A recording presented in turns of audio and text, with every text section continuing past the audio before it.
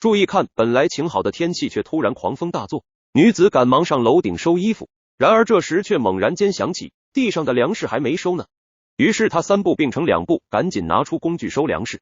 这可是一整年的收成啊，全家就指望这点口粮了。但家人都外出打工不在家，这可把女子急坏了。就在万般紧急时刻，暖心的一幕出现了，只见旁边的邻居纷纷赶来帮忙，有的帮她收衣服，其他人则帮助她收粮食。这一幕真是令人感动啊！远亲不如近邻，这就是农村人的淳朴呀。有了大伙的帮忙，粮食很快被聚拢到一起，眼看硕大的雨点开始滴落下来，大家赶忙拿来雨布盖上，总算是万无一失了。俗话说，勿以恶小而为之，勿以善小而不为。人生短短几十年，多行善事，福报必会降临。为善良暖心的好邻居点赞。